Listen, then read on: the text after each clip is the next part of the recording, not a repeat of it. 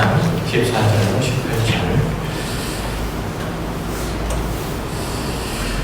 우리 다 같이 한 목소리로 함께 합독합니다.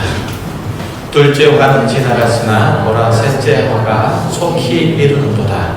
일곱째 천사가 나팔을 불매 하늘에 큰 음성들이 나서 이르되 세상 나라가 우리 주와 그의 그리스도의 나라가 되어 그가 세세토록 왕노릇 하시리로다 하니 하나님 앞에서 자기 보좌에 앉아있던 24장로가 엎드려 얼굴을 땅에 대고 하나님께 경배하여 이르되 감사하오나니 옛적에도 계셨고 지금도 계신 주 하나님 곧 전능하신 이여 친히 큰 권능을 잡으시고 왕노릇 하시도다.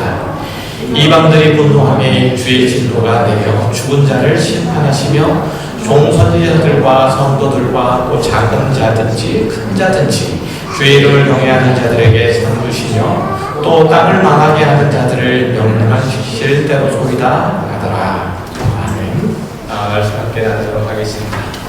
요한계시록 10장에서부터 시작된 이제 두 번째 낙감이 끝났죠. 그리고 이제 14절부터 있는 둘째 화가 지나갔으니 보라 셋째 화가 속히 이르는도다라고 그렇게 말함으로써 이 땅 가운데 세 번째 화가 임할 것을 예고를 하죠. 기억을 더듬어 보면 첫째 화는 다섯째 천사가 나팔을 불 때 나타난 황충의 재앙이었죠. 그렇죠?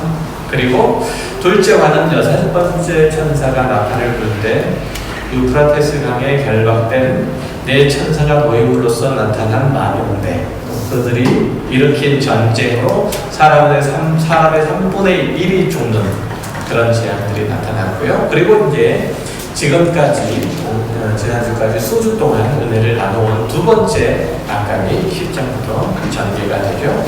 그리고 이제 14절, 13절까지 이 두 번째 낙감이 끝나요. 그리고 이제 14절, 15절부터 이제 일곱 번째 천사가 나팔을 불면서 세 번째 화가 닥치는 장면이죠. 자, 그런데 이 세 번째 화의 내용은 독자들의 예상과 사뭇 달라요. 이 세상을 다 심판하겠다라는 이런 메시지가 아니죠. 오히려 일곱째 천사가 나팔을 불자 나타난 계시의 환상은 15절 하반절에 기록되어 있는 것처럼 하늘에 큰 음성들이 나서 이르되 세상 나라가 우리 주와 그의 그리스도의 나라가 되어 그가 세세토록 왕노릇 하시리로다라는 하늘의 선포만 있어요. 듣고 계시죠? 집중해서 들으세요. 요한계시록을 꼼꼼히 읽는 독자들의 입장에서 보면 당연히 앞에 있는 일곱인의 심판에서 그랬던 것처럼 일곱 번째 나팔이 울리면 하나님의 마지막 심판이 펼쳐지는 그런 장면들이 연출이 될 것으로 기대하는데 막상 일곱 번째 나팔이 부니까 전혀 다른 양상으로 전개가 되는 거예요. 과연 세상 나라가 그리스도의 나라가 되어서 그리스도께서 세세토록 왕노릇하게 되리라는 게 어떻게 세 번째 화가 될 수 있는지 의아스럽잖아요. 더구나 하늘에서 음성들이 울리고 하나님의 보좌와 그의 앞에 앉아있던 24장로들이 찬송과 경배를 하늘에 하나님께 올리는 장면들은 다 모든 것들이 상황이 다 정리가 되고 끝난 것처럼 그렇게 보이잖아요. 감사하오나니 옛적에도 계셨고 지금도 계신 주 하나님 곧 전능하신 이여 친히 큰 권능을 잡으시고 왕노릇 하시도다. 이방들이 분노하며 주의 진노가 내려 죽은 자를 심판하시며 종선지자들과 성도들과 또 작은 자든지 큰 자든지 주의 이름을 경외하는 자들에게 상을 주시며 또 땅을 망하게 하는 자들을 멸망시키실 때로 소이다 하더라. 일곱 번째 나팔 심판으로서의 이런 찬송의 내용들은 여섯 번째 나팔의 소망과도 전혀 다른 양상이 펼쳐지잖아요. 그러니까 여섯 번째 나팔 심판은 전쟁이 일어나서 사람의 3분의 1이 죽어나는 그런 재난을 겪게 되는데 일곱 번째 나팔이 불자 셋째 화라고 얘기되는 그 화가 나타나는데 이 화는 다 평정이 되어서 세상 나라가 그리스도의 나라가 되었다는 그 선언, 그 선포만으로 끝이 아닌가 봐요. 우리의 기대는 마지막 심판, 우리가 생각할 때 우리의 기대는 마지막 심판의 목적이 상 줄 사람은 상을, 그리고 벌 받을 사람은 벌을 주는 것으로 이렇게 극단적으로 나뉘어져 있죠. 그리고 그 다음은 없는데, 이것은 성경이 말하는, 성경이 가르치는 하나님의 공의로운 심판의 모습과 상당히 차이를 보이고 있는 거예요.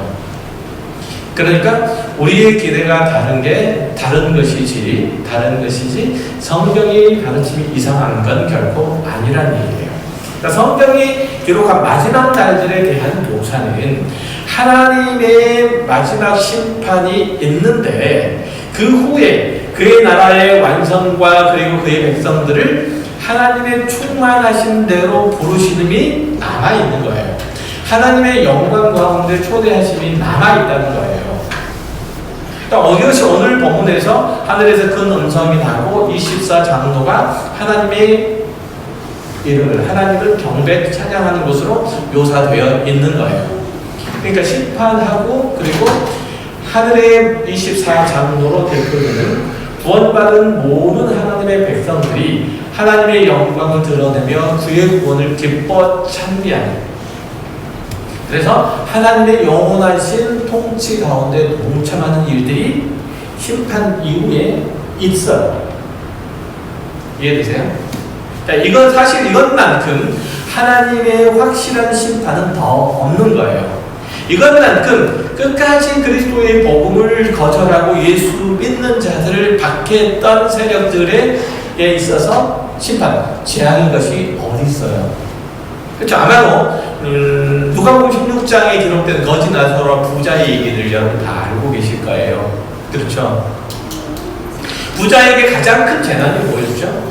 뜨거운 지옥과 타는 듯한 그 고통 가운데 그거 하는 거, 그리고 목마름을 해결할 길이 없어서 나사로에게 새끼손가락으로 물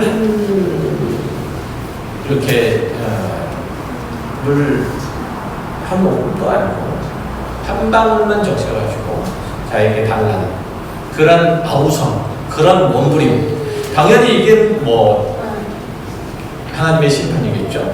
그러나 그것보다도 저 멀리 천국에서 아브라함과 그와 함께 안식하는 나사로를 본 거잖아요. 이 땅에서의 그의 삶이 다 부정당하고 그의 행위가 악하다는 사실을 드러냈던 것처럼, 또 평소에 그가 멸시하고 눈에도 두지 않았던 거지가 옳다고 인정받은 것, 이것은 다른 어떤 것보다 훨씬 더 큰 고통이고 재난이었다는 점이에요. 더구나 이제는 돌이킬 기회가 없는 것이 최고의 화이죠. 마찬가지로 셋째 화, 일곱째 나팔이 불자 나타난 이 재앙이 무서운 것은 죄인은 영벌에 처해지되 더 이상 돌이킬 기회가 없고, 의인은 영생에 들어가되 하나님의 영광의 보좌 앞에서 그를 경배하고 찬송을 드릴 만한 존재로 변화되고 새로워진다는 것이요, 하나님의 영광을 발산할 만한 존재로 온전해진다는 점이 가장 큰 심판의 내용이에요. 가만히 생각을 해보면 첫째 세트의 심판인 인의 진앙에서 7인을 뗄 때도 오늘 본문과 비슷한 상황들이 펼쳐져요. 확인해보면 요한계시록 8장 1절을 볼게요. 7째 인을 떼실 때에 하늘이 반시간쯤 고요하더니 내가 보되 하나님 앞에 7 천사가 서 있어 7 나팔을 받았다가 또 다른 천사가 와서 제단 곁에 서서 일금 향로를 가지고 많은 향을 받았으니 이는 모든 성도의 기도와 합하여 보좌 앞 금제단에 드리고자 함이라. 향은 이 성도의 기도와 함께 천사의 손으로부터 하나님 앞으로 올라가는지라. 천사가 향로를 가지고 제단에 불을 담아다가 땅에 쏟음에 우레와 음성과 번개와 지진이 나더라. 7번째 인을 떼자 하늘이 반시간쯤 고요한데, 이게 하나님의 현현 앞에 하나님께서 나타나신, 임재하신 바로 앞에 나타나는 현상이에요. 잠깐 동안 고요해지는 것. 그리고 이제 5절에 하나님의 주권적인 현현이 천사가 향로를 가지고 제단에 불을 담아다가 땅에 쏟음에 오래와 음성과 번개와 지진이 나다라라는 형태로 나타나요. 구약 성경에 보면 하나님이 이 땅 가운데 임하시는 장면, 그 장면들은 흔히 우레와 번개와 지진 이런 자연적인 현상들과 더불어 오게 되는데, 우리가 잘 아는 것처럼 출애굽기 19장에도 보면 그런 내용들이 나타나잖아요. 하나님께서 이스라엘 백성들을 애국 가운데서 구원해내셔서 시내산 앞에 모으시죠. 그리고 이 이스라엘 백성들과 친히 언약을 맺으시는데, 그 언약을 맺기 위해서 하나님께서 시내산 가운데 강림하세요. 그죠? 그 강림하시는 모습을 보면 우레와 번개와 지진이 나는 것을 볼 수 있죠. 그러니까 하나님의 임재의 표시로 이런 것들이 드러난다, 이런 얘기예요. 그러니까 다시 말하면 일곱째 인을 떼자 나타나는 것은 하나님의 왕적인 통치를 이루시고자 임하시는, 하나님께서 땅에 임하시는 내용으로서 일곱째 인을 떼자 나타나는 것이 그것이고, 일곱 나팔도 역시 마찬가지예요. 그러니까 두 번째 세트의 심판이 나팔 재앙의 마지막, 또 일곱째 나팔이 울리자 나타난 게 하늘의 음성과 함께 임하시는 하나님이에요. 그러니까 거기에서 이제 한 걸음 더 나아가요. 나아가서 하나님의 통치가 이루어진다는 것을 천사와 24장로들을 통해서 그들의 경배와 노래를 통해서 보여주는 거죠. 그러니까 첫 번째 인의 일곱 번째 인을 떼자 나타나는 것은 하나님께서 임재하신다는 자연적인 현상, 번개와 우레와 지진이 나는 것으로 그렇게 표현됐다면, 두 번째 세트의 인인 일곱 번째 나팔이 떼지면서 나타나는 하나님의 임재는 그렇게 자연적인 현상과 더불어서 천사와 24장로의 찬송과 경배 소리가 보태지는 거예요.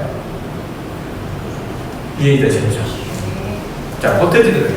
그러면 마지막 세트의 심판인 이제 세 번째 심판 대접 재앙을 보면 일곱 번째 나팔 심판과 같이 하나님의 통치의 완성으로서의 마지막 날에 대한 묘사의 전개가 다른 양상, 또 다른 양상으로 되는 것을 볼 수가 있어요. 요한계시록 16장 19절 말씀, 이하의 말씀을 먼저 확인해 볼게요.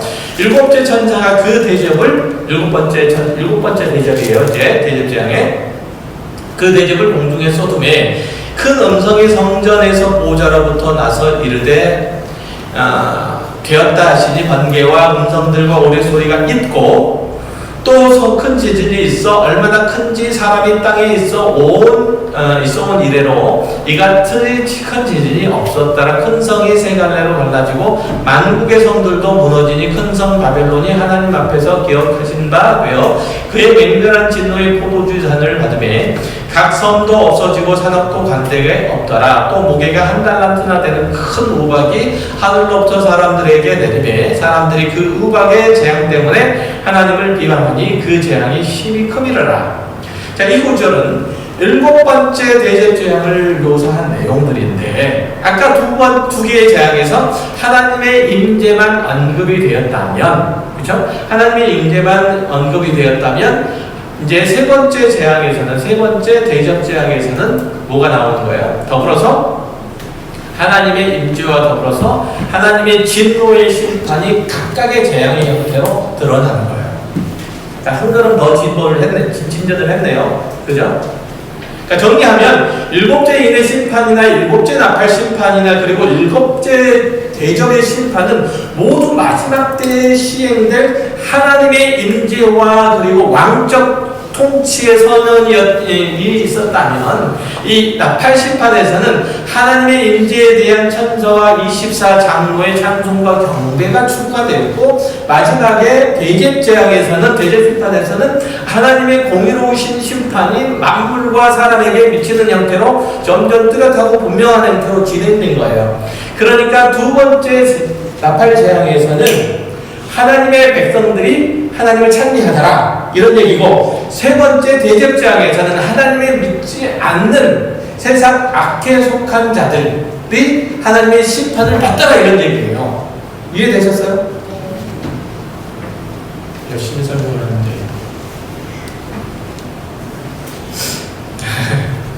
자, 다만 이제 우리가 주목해야 될 건 뭐냐면, 일곱째 인을 뗄 때 벌어진 일들이 8장 3절에서 드러나는 것처럼 하나님의 천사가 금향로를 가지고 보좌 앞 금제단에 그리자 펼쳐졌다는 점이에요.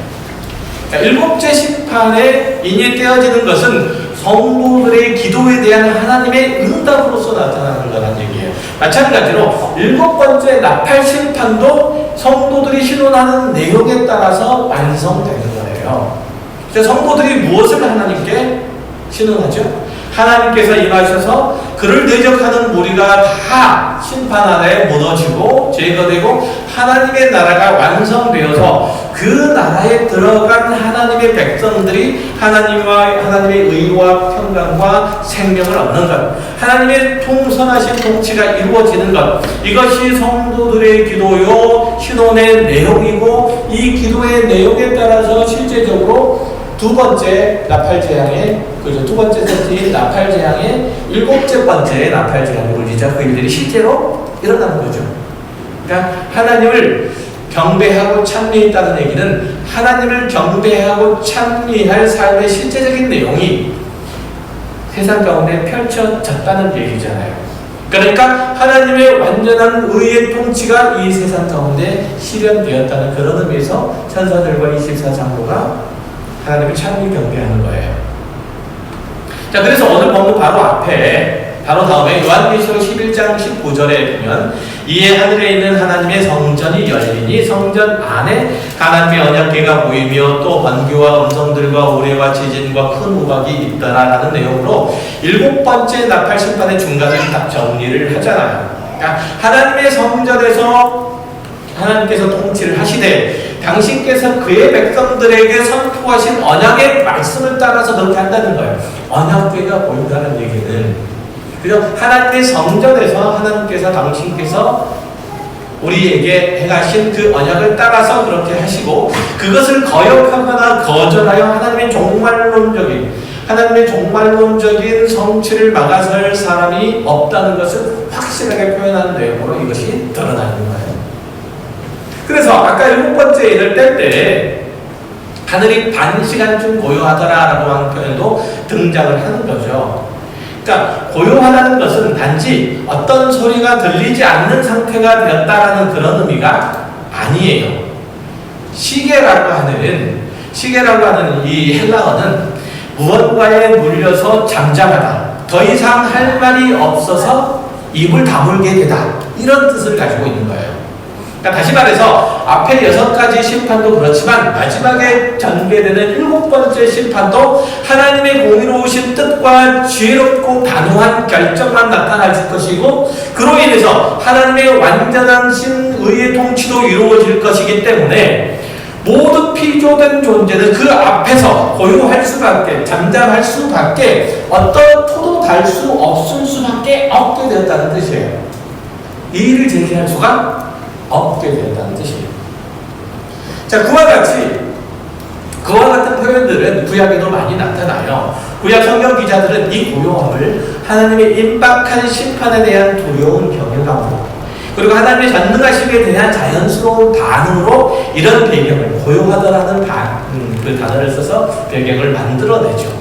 스바냐 1장 7절 말씀 이하를 볼게요. 주 여호와 앞에서 잠잠할지어다. 이는 여호와의 날이 가까웠으므로 여호와께서 희생을 준비하고 그가 청할 자들을 구별하셨음이니라. 여호와의 희생의 날에 내가 방백들과 왕자들과 이방인의 옷을 입은 자들을 벌할 것이며 그날의 문턱을 뛰어넘어서 포악과 거짓을 자기 주인의 집에 채운 자들을 내가 벌하리라. 자, 여호와 하나님께서 성소에서 일어나셔서 포악과 거짓으로 자기 입속을 채우신 자들을 벌하실 테니 너희는 잠잠히 있으라. 너희는 그 모든 하나님의 심판을, 공의로우신 심판을 받으라. 이런 얘기예요. 그러니까 하나님의 공의로운 심판을 행하게 되면 너희들은 그 심판의 그 과정과 결과를 받을 수밖에 없어요. 왜냐하면 그것은 너무나도 정확하고 분명하고 확실하기 때문에 그런 거예요. 한 구절을 더 볼게요. 스가랴 2장 11절 이하의 말씀은 그날에 많은 나라가 여호와께 속하여 내 백성이 될 것이요 나는 내 가운데 머물리라. 내가 만군의 여호와께서 나를 내게 보내신 줄 알리라. 여호와께서 장차 유다를 거룩한 땅에서 자기 소유를 삼으시고 다시 예루살렘을 택하시리니 모든 육체가 여호와께서 장담할 것은 여호와께서 그의 거룩한 초소에서 일어나시느니라 하라. 자, 이 말씀은 유다 백성들을 향한 하나님의 구원, 하나님의 회복 선포를 선포하시는 이 말씀이고, 자, 그것을 방해하는 어떤 세력, 어떤 존재도 있을 수 없고 하나님의 영광스러운 이 뜻을 성취할 것을 약속하는 내용이에요. 그 모든 것들, 이 하나님의 의의 통치, 영광스러운 그 통치를 방해하는 모든 것들을 하나님께서 다 제거하시고 하나님의 통치를 반드시 이루어 가신다 라는 내용으로 그 얘기를 하고 있는 거예요. 그러니까 그 어느 쪽이 됐든지 간에 스가랴 기록이든지 아니면 스가랴 선지자의 내용이든지 할 것 없이 그 전하고자 하는 말씀은 뭐냐면 하나님의 통치, 의의 통치가 반드시 이루어질 것이고 그것은 반드시 하나도 비틀어짐이 없이 왜곡됨이 없이 건너뛰기 없이 다 완성될 거라는 얘기예요. 또 그 구체적인 내용들은 뭐냐면 하나님께서 구원하시는 것이고 그 자녀들을 자녀답게 하시는 거예요. 하나님의 의의 통치는 뭐라고요? 그의 구원을 완성하는 거고 그의 자녀들을 자녀답게 하는 것으로 의의 통치는 이루어져요. 그러니까 이 하나님의 통치를 거절하는 자는 심판을 받을 수밖에 없고 이 역시 반드시 이루어지고 조금도 비틀어지거나 모자라지 않고 완성될 거라는 얘기예요. 그러니까 하나님께서는 당신의 왕적 통치를 누구 안에서? 하나님께서 부르시고 또 구원하시는 그의 백성들 안에서 완전히 이루시는데 그의 반대하는 그것에 방해가 되는 걸림돌이 되는 모든 세력, 모든 존재는 하나님께서 다 제거하시고 심판하신다는 얘기예요. 그러니까 이걸 이제 요한계시록 11장의 내용들로 가지고 오면 그런 얘기가 되는 거잖아요. 하나님께서 당신의 왕적 통치를 교회를 통해서 이 땅에 있는 교회를 통해서 또 하늘에 있는 완전한 교회를 통해서 이루실 것인데 거기에 방해가 되는 어떤 세력, 어떤 존재도 다 하나님께서 심판하신다는 그런 의미로서의 최종 심판, 마지막 심판이에요. 이해되셨어요? 그러니까 하나님께서 이루시는 최종의 심판은 악한 사람을 벌 주는 것으로 단편적으로 그렇게 단선적으로 끝나 있는 게 아니라 그게 목적이 아니고 그렇게 함으로써 뭐라는 얘기예요? 하나님의 의에, 하나님의 생명에, 하나님의 영광스러운 통치를 그의 백성 안에 반드시 이루시겠다는 그런 의미로서 하나님의 심판이에요. 시대적인 심판이. 이해되셨죠? 그러니까 심판을 위한 벌을 주기 위한 심판이 아니라 하나님의 의의 통치, 영광스러운 주권을 행사하시기 위한 심판인 거예요. 이해되시죠? 그러니까 우리가 요한계시록을 이해할 때 그렇게 이해하셔야 돼요. 하나님께서 우리를 부르시고 하나님의 사람으로 인도하시고 이제 우리도 역시 마찬가지로 하나님의 마지막 심판대 앞에 설터인데 우리가 겪게 되는 하나님의 심판, 하나님의 공의로운 심판은 그런 의미에서 이루어지는 거예요. 그러니까 악인들의 심판과 그 본질 면에서 다른 거예요. 뭘 하시기 위해서 우리에게 심판하신다고요? 하나님의 의에, 하나님의 선하신, 하나님의 통치, 생명의 통치를 이루시기 위해서 우리에게 심판을 하신다고요. 이해되셨죠? 이런 거예요. 그러니까 이런 말씀이야말로 이제 요한계시록이 전하고자 하는 종말에 관한 설명의 핵심적인 부분인 거죠. 그런데도 우리의 관심이 어디에 있냐면 대부분 종말 그러면 저 그리스도, 종말 그러면 짐승의 숫자 666, 하나님의 인가진 자 14만 4천. 구체적으로 이게 누구고, 요즘은 이제 인가진 자, 짐승의 표를 일반에 받은 자, 그러면 베레치 문제가 나옵니다. 어쨌든 이런 거에는 성경에 관심이 없어요. 그러니까 그런데 우리는 이런 배타적인 그리고 시한부적인 정말론에 찌들려 있어서 어떻게 하는 사람만 최후의 심판 때에 면제를 받는다, 어떤 공로를 세운 사람만 천국에 들어간다, 이런 말에 그냥 훅 가요. 그러니까 은혜로 하나님의 나라에 들어간다고 하는 게 이게 우리 안에 확 오지 않는 거예요. 그죠? 인간의 죄성 때문에 그래요. 뭔가를 해야 될 것 같고, 원간의 보탬이 있어야 될 것 같고 그래요. 요즘 코로나 바이러스 때문에 전 세계가 난리예요. 이 바이러스는 중국의 우한 지역에서부터 전 세계로 퍼졌는데 그게 이제 중국의 공산당이 중국에 있는 교회를 핍박하고 선교사들을 내쫓고 그래서 하나님이 심판을 행하시는 것이라고 그렇게 해석하는 이들이 있었어요. 그럴듯하잖아요. 그렇잖아요. 그럴듯하잖아요. 그러면 그런 나라 옆에 있어서 고생하는 한국은 뭐냐?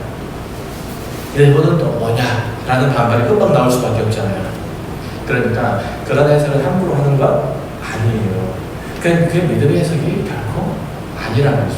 요즘은 신천지에 이어서 교회까지 딸려 들어가서 이렇게 욕을 먹고 있는데 그러면 하나님께서 교회에 대고 손가락질을 하고 대놓고 예배하지 말라고 하는데 그러면 한국 정부와 사회에 대해서 또 어떻게 심판할 거예요?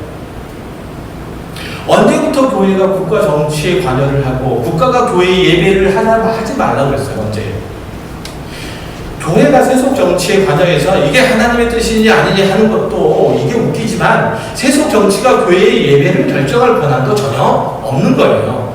사실 하나님 편에서 보면 성경이 얘기하는 면에서 보면 미국이나 일본이나 중국이나 한국 이런 세속 국가의 구분이 전혀 없는 거예요. 성경에서 얘기하는 바는 뭐밖에 없어요? 믿는 자와 안 믿는 자밖에 없어요. 하나님 안에 있는 자와 하나님 밖에 있는 자밖에 없어요. 이거 말고 뭐가 있어요? 성경의 기준으로 볼 때는 그죠. 천국에 속한 사람과 제국에 속한 사람 이 딱 두 부류만 있어요. 그러면 제국 즉 세속에 속한 사람들이 천국 즉 하나님께 속한 사람들이 하나님을 예배하는 것을 좋아해요. 악의 세력에 속한 사람들이 하나님을 경배하고 하나님을 기억하고 그분을 예배하는 삶을 살아가는 걸 좋아해요. 전혀 그렇지 않죠. 그런데 마치 이럴 때 교회에 나와서 예배 안 하고 집에서 온라인으로 예배하는 것이 깨어 있는 것이고 성숙한 시민이고 소통을 할 줄 아는 그리스도인이라고 그렇게 프레임을 씌우는 거 도대체 어디서 나온 발상이에요 도대체? 어쩔 수 없으니까 온라인 예배를 드리는 거지. 이게 뭐 세상 사람들이 생각하고 있는 그 발상이 편성해가 이건 교회가 자체적으로 판단할 일들이지. 그래서 온라인 예배를 할지 그냥 예배당에 나와서 예배할지 그냥 나와서 결정하면 되는 문제잖아요. 그렇죠? 우리 교회에 와가지고 교회 폐쇄를 하시고 온라인 예배를 드리십시오라고 하면 저는 비웃을 거예요. 이 넓은 예배당에 이 넓은 예배당에 한 20명들을 와서 예배하는데 이 정도 숫자는 한 사무실 공간에 있는 숫자도 안 돼요. 하루 종일 9시간씩 10시간씩 비비고 함께 있는 사람의 숫자만큼도 안 돼요. 코로나 바이러스 교회 때문이에요, 원인이. 그러니까 교회가 공공 예배를 계속하더라도 건강에 유의할 사람은 개인이 판단하거나 교회 지도자가 판단해서 가정에서 그냥 지금 하는 식으로 그냥 예배하도록 조처를 하면 돼요. 오해가 없기를 바라요. 이 시국에도 교회가 고집스럽게 예배를 해야 된다는 그런 의미가 아니라 그것이 세속 정부가 결정할 문제가 아니라는 얘기를 지금 하고 있는 거예요. 그러니까 모임으로 전염병을 퍼뜨리는 게 어디 교회의 문제는 아니라는 얘기예요. 사무실은 안 그렇고 식당은 안 그렇고 마트는 안 그렇고 그게 가는 것을 세속 정부가 제한을 하느냐 이거예요. 걱정만 하지. 안 그래요? 근데 왜 유독 교회에 대해서만 그래요? 그들의 입장에서는 예배가 종교생활이잖아요. 그들의 입장에서 보면 그렇죠? 종교생활이지만 우리 그리스도인의 입장에서는 영적 생활의 아주 중요한 부분이잖아요. 그러니까 밥을 안 먹으면 큰일이듯이 하늘의 신령한 은혜를 못 받고 못 누리면 그리스도인에게는 그게 더 큰일인데 그것을 아는 목사의 입에서 당분간 교회당에 모이지 마십시오 이렇게 할 수 있어요. 코로나도 염려가 되지만 성도가 교회 생활을 못하는 것 이게 더 큰 문제가 되니까 이렇게 조심스럽게 모여 있는데 이걸 가지고 세상이 이렇게 해라 저렇게 해라 할 턱이 없잖아요. 거기에 편승해서 가는 교회는 또 도대체 뭐야 도대체. 이럴 때 작은 교회도 좋은 점이 있구나 하는 생각이 들 거 아니에요. 물론 큰 교회에 너무 많은 숫자가 좋은 공간에 모이니까 그럴 수 있어요. 그러나 우리는 어때요? 그러니까 스스로 큰 교회는 큰 교회대로 그렇게 결정하면 되고 작은 교회는 작은 교회대로 그렇게 결정하면 돼요. 그렇죠? 이게 바로 작은 교회의 프리미엄이라고 프리미엄이잖아요. 2점이라고 2점이잖아요. 이렇게 할 수 있잖아요. 무슨 말을 하다가 이제 여기까지 하는지 모르겠지만 성경이 우리들에게 가르치고자 하는 말이 뭐냐면 이거예요. 세상은 그래요. 하나님에 대해서 관심이 없어요. 복음에 대해서도 역시 관심이 없어요. 그러나 성경은 그리스도인만 하나님에 대해서 하나님이 누구신지, 하나님이 창세 이후로 무엇을 하셨고 앞으로 무엇을 하려고 계시는지, 그러면 그 하나님께서 지으셨다는 인간은 도대체 누구인지, 그들이 어디서부터 잘못되었는지, 그래서 여기 지경까지 왔는지, 그러면 지금 나는 하나님과의 어떤 관계고 하나님 앞에서 무엇을 하기를 하나님께서 원하시는지, 하나님께서 이 기독교 공동체를 통해서 그리스도인 각 개인을 통해서 무엇을 이루시고자 원하시는지, 하나님 내가 무엇을 하시기를 원하시며 무엇을 하기를 싫어하시는지, 내 인생의 목적이 뭐고 나에게 주어진 삶의 시간을 내가 어떻게 보내야 되는지, 이런 것들을 성경에서 배워야 되고 이런 것들을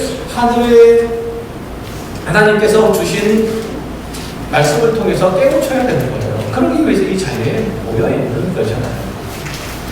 우리들에게 있어서는 하나님으로 육체적인 목숨을 연명하는 것도 중요하지만 그것보다 더 중요한 것은 하나님의 자녀로서 영적 생명을 구가하는 것. 이게 더 중요한 문제잖아요. 그렇잖아요. 목숨을 부지하는 것보다. 그래서 여기 뭐지? 그런 것들을 성경이 가르치고 있고요.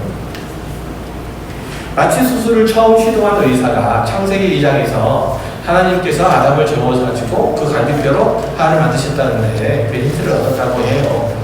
그런지 어쩐지 잘 모르겠지만 노아의 방주에 사용된 그 역청이 원흉겠구나 이런 생각을 가져가지고 그 록펠러가 중동의 다른 상태잖아요. 그래서 석유 제물이 됐다는 얘기가 있어요. 성경을 보고 그렇게 있다는데 그렇게 로또 마실 일들을 경험하기 위해서 성경을 읽는 게 아니잖아요. 그렇죠? 그럴 수 있을 수 있겠죠. 그러나 그런 생각과 그런 관점, 그런 의도와 그런 목적에서 성경을 접근하는 것도 그럴 목적으로 하나님을 예배하는 것도 아니잖아요. 우리는 하나님 없으면 죽잖아요. 그렇죠? 우리는 하나님과 그 온전한 관계 속에 있지 못하면 죽어요. 그래서 생사를 몫으로 여기 눈을 여잖아요. 그런데도 자꾸만 기독교 신앙을 엉뚱한 대로 가져가려고 하는 이들이 있죠. 하나님께는 관심이 없고 거룩에 대한 관심도 없고 하나님의 약속에 대한 관심도 없기 때문에 그래요. 오직 관심은 임박한 재난을 피하거나 살아있는 동안에 나에게 유익이 되었으면 하는 바람으로 성경과 기독교 신앙을 갖고 있기 때문에 그래요. 그래서 세상의 눈치만 보는 거예요. 세상이 나에게 교회에 대해서 어떻게 평가하고 어떻게 점수를 매기느냐에 따라서 내 행동과 내 생각이 달라지는 거예요. 내 신앙은 하나님이 결정을 하셔야 되는 건데 하나님에 따라서 하나님께서 말씀하시는 바에 따라서 내 신앙이 움직여야 되잖아요. 내 삶이 재편돼야 되잖아요. 그런데 그렇게 재편되는 게 아니라 그렇게 결정이 되는 게 아니라 그렇게 움직이는 게 아니라 세상의 힘, 세상의 교회에게, 세상의 기독교인에게 뭐라고 하느냐에 따라서 내 신앙의 여부가 결정이 된다면 내 하나님은 누구예요? 내 하나님은 세상이잖아요.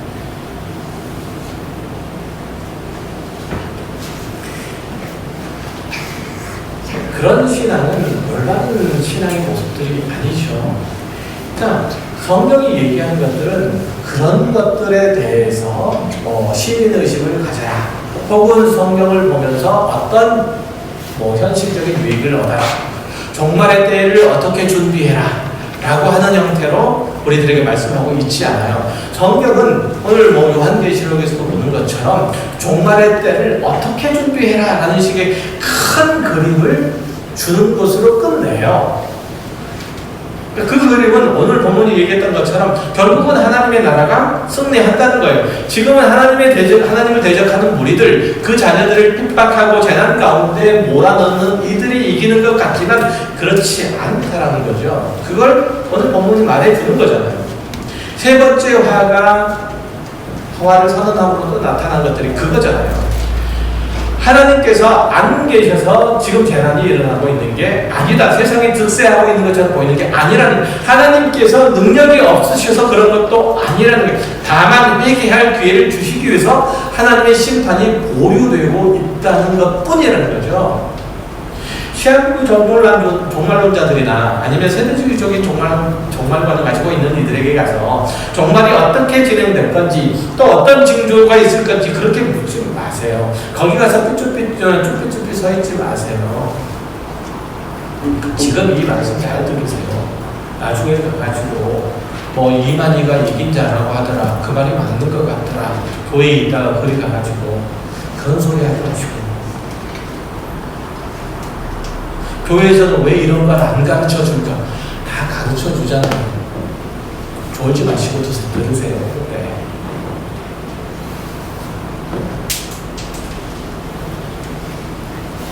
그러니까 이런 걸 알려고 하니까, 그러니까 임박한 재난을 어떻게 하면 피할 수 있을까? 어떻게 하면 하나님의 구원을 효과적으로 누릴 수 있을까? 이런 거에 관심이 있기 때문에. 왜 임박한 재난에 관심이 있어요? 그때까지 놀고 싶어서. 성경은 늘 지금 열심히 하라, 지금 하나님의 사람답게 살라고 하는데 그렇게 얘기를 하는 거잖아요. 지금부터 영원토록 하나님의 말씀에 순종하고 그분을 기뻐하라. 어떤 손해가 있더라도 하나님을 믿는 신앙의 테두리 가운데서 벗어나지 말아야 된다. 이렇게 말하는데 우리는 그때까지, 그 임박할 때까지 다 놀다가 그 임박해서 예수를 믿고 싶은 거예요. 마치 콘스탄티누스 황제가 죽기 5분 전에 세례를 받은 것처럼 말이에요. 죽기 5분 전에. 그때까지 팽팽히 놀다가. 그건 참 어린 생각이죠. 왜 마지막 순간에 회개하고 예수를 믿으려고 해요? 구원받은 하나님의 자녀가 된 자의 복이 무엇인지 모르기 때문에 그래요. 구원은 뭘로 먹고 안 늙고 병 안 들고 걱정 근심 없는 환경으로서 최상의 천국에 들어가는 게 아니에요. 심판받고 멸망할 이 땅에서 하나님의 평안한 곳으로 가는 것이 아니에요. 물론 그런 측면도 없지 않아 있지만 구원은 거룩, 즉 우리 하나님의 자녀로서 하나님을 닮은 인격을 갖는 것이고 하나님과 더불어 삶을 사는 거예요. 하나님과 그 삶을 나누는 거예요. 그래서 하루 일찍 오면 하루만큼 더 거룩해지는 거예요. 한 달 일찍 오면 그만큼 이익을 보는 거예요. 1년 일찍 오면 1년을 더 하나님과 동행하며 1년을 더 하나님을 경험하고 사는 거예요. 여러분이 거룩해지고 영광스러워지면, 여러분이 그리스도인다워지면, 다워진 만큼 여러분들에게 유익인 거예요. 여러분이 예수 그리스도께서 가신 길들을 걸어간 만큼 유익이라니까요. 그것이 희생이고, 그것이 헌신이고, 그것이 수고고, 재난이고, 또 어려움이고, 그럴 수 있죠. 육체적으로 볼 때. 그러나, 많은 것들을 육체적으로, 현실적으로 소유하고 있다 하더라도, 하나님이 거절하시는, 하나님이 싫어하시는, 하나님이 외면하시는 그 길을 가는 것과 아무것도 갖지 않더라도 하나님께서 기뻐하시는 삶을 살 것인가, 어느 쪽을 선택하시는, 여러분 당연히 후자잖아요. 천국은 모든 것이 다 갖춰진 그런 나라가 아니고 하나님의 백성들이 하나님의 뜻과 하나님의 선하시고 의로우신 통치를 온전히 승복하는 나라예요. 여러분이 천국을 소유했다면, 여러분 구원을 받았다면 그 천국은, 그 구원은 지금 여러분에게도 있는 거예요. 경차 가서 누릴 뿐만 아니라 지금도 누리는 거라니까요. 지금도.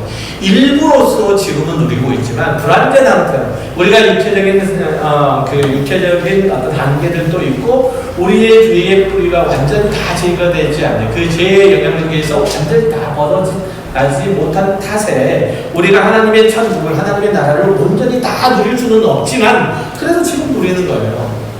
지금 누리라 이거예요.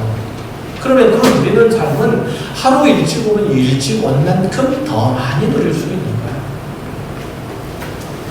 신앙생활은 금욕적이고 희생하고 봉사하고 이런 것들로 채우는 게 아니라 아들로서 아버지 하나님을 따라하는 거예요. 하나님을 기뻐하고 그리고 하나님께서 기뻐하는 것으로 함께 기뻐하고 하나님이 만족하는 것으로 함께 만족하는 거죠. 하나님께서 자랑스러워하시고 영광스러워하시는 하나님의 자녀가 되는 거예요. 그렇다면 하루라도 일찍 와서 일찍 시작하는 게 더 좋잖아요. 더 많은 시간을 더 투자를 해서 하나님의 말씀을, 하나님의 마음을 헤아리고 하나님의 뜻을 자기의 삶에 이루어지도록 애를 쓰는 것이 필요한 거죠. 이게 신앙이고 이게 천국을 소유하는 자들의 삶의 태도이고 이것이 그리스도인의 기쁨이고 자랑이어야 돼요. 그게 진짜 신앙생활인 줄 안다면 계시록에 얘기하는 종말이 언제 오는지 그게 무슨 상관이에요. 물론 그렇게 말하고 있지도 않지만 말이죠. 그래서 요한계시록에서는 하나님의 나라가 승리한다. 하나님의 백성은 그 기도를 하나님께서는 그 간구를 다 들으신다. 하나님께서는 결국 그의 자녀들을 당신의 영광 가운데로 이끌어 가실 것이다. 거기에 반대하는 모든 세력들은 다 심판을 받는다. 이 결론을 왜 반복적으로 계속하고 있어요? 그러니 회개하고 믿음을 지키라는 얘기예요. 세상을 끊고 세상의 악하고 더러운 것들을 끊고 하나님의 거룩하시고 의로운 것을 채워가라. 이런 얘기예요. 오늘 본문 11장에서 나타나는 모든 구원받은 성도들의 대표인 24장로들의 찬송 소리가 더 우렁차게 울려 퍼질 수 있도록 믿는 자들이 만들어내기 위한 믿는 자들을 하나님께 영광 돌릴 수 있는 자들을 만들어낼 수 있는 그 시간을 확대해야 된다는 거예요. 왜 요즘 사람들이 교회를 두고 기독교인들을 두고 발광을 하는지 앞에 뭘 붙이고 싶지만 제가 못 붙여요. 라이브로 진행되고 있어가지고 발광을 하는지 한번 생각을 해보세요. 만만해 보이니까 그렇잖아요. 만만해 보이니까. 오히려 도덕적인 삶조차도 자신들의 입에 오르내릴 수 있을 정도의 수준이 있기 때문에 영적인 능력을 무시하는 거예요. 지금부터라도 여러분이 성실히 정말을 준비하려고 한다면 성도답게 살아야 해요. 하나님의 통치에 순복해야 되는 거예요. 누구네들이 얘기하는 것처럼 그 14만 4천에 들어가기 위해서 열심히 자기네 편들을 만들고 열심히 뭔가를 갖다가 맞추고 거짓말이라고 해서 그 우두머리에 마음에 들게 하는 것, 그 자신들의 집단의 이익이 되게 하는 것, 이게 종말을 준비하는 자의 태도가 아닌 거예요. 예수 그리스도처럼 살라는 거예요. 그리스도 안에 거하고 그렇게 교회의 공동체와 함께 지어져 가라는 거예요. 왜 집에서는 예배가 안 되냐고요?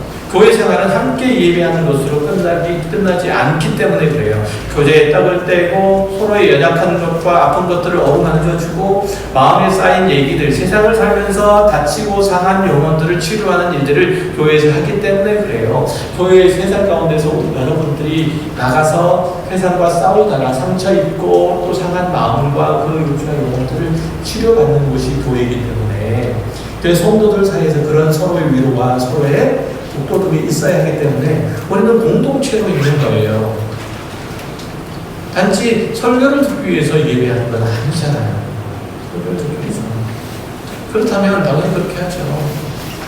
심지어는 학원에서 강의하는 것조차도 온라인으로 잘 안 되잖아요. 그렇죠? 할 수 있으면 다 온라인 하지 왜 밖에 나가서 더 많은 돈을 주고 학원까지 쫓아가서 그 강의를 듣고 앉아있냐고. 집에서 듣지.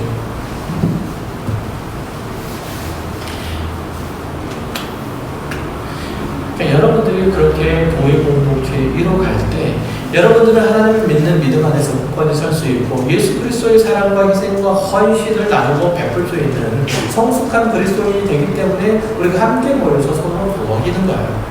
지금 여러분이 하나님의 심판의 때를 준비하는 것만이 한 세상 사람들에게도 동일한 권고, 동일한 권면, 경고를 할 수 있는 복음 전도자, 선지자가 될 수 있는 거예요. 여러분들이 이 세상 종말이 있다라고 선언을 하고 그렇게 믿고 있다면, 그렇게 전도하려고 한다면 그 종말이 있는 것처럼 여러분들도 사시란 말이에요. 하나님께서 계신다라고 얘기를 하려면 여러분들도 하나님의 눈치를 보시란 말이에요. 예수 그리스도의 십자가, 예수 그리스도께서 당신의 목숨을 주셔서 십자가를 지시고 우리의 죄를 사하셨다고 하면 여러분도 다른 사람의 죄를 허물을 가리기 위해서, 연약함들을 채우기 위해서 여러분도 십자가를 지는 자세로 그렇게 살란 말이에요. 근데 요한계시록을 통해서 여러분의 종말에 대한 궁금증, 호기심을 채우는 것, 아니면 언제 주님이 오신다는 말을 하는 사람들이 틀렸네라고 그렇게 생각하고 지금 대강탈 그런 근거를 마련하지 말고 지금부터 영원토록 하나님의 사랑으로, 하나님의 약속대로 사는 그런 믿음의 싸움들을 하세요. 그리고 하나님의 사랑을 존재하시고, 그리고 세상과 이웃 앞에서 너 왜 그렇게 살아? 라고 하는 그 이유를 마련하세요. 제발 여러분들이 구원받은 하나님의 사람이라면 여러분이 소유한 하나님의 나라, 천국을 사세요. 천국 사시면 호주머니에 넣고 계시지 마시고 액자에다가 곱게 걸어놓고 책상 앞에 놓으시고 나중에 갈 거야 라고 그렇게 위로하지 마시고 그 천국을 꺼내서 쓰세요. 꺼내서 사용하세요. 사세요. 그 나라를 누림으로써, 그래서 그 나라가 분명히 있음을 만천하에 떨치는 신실한 그리스도인이, 그래서 하나님께서 24장로를 통해서 이루시고자 받으시는 그 경배한 찬송을 지금 여러분의 삶 가운데도 동일하게 받으실 수 있기를 주님으로 축원합니다.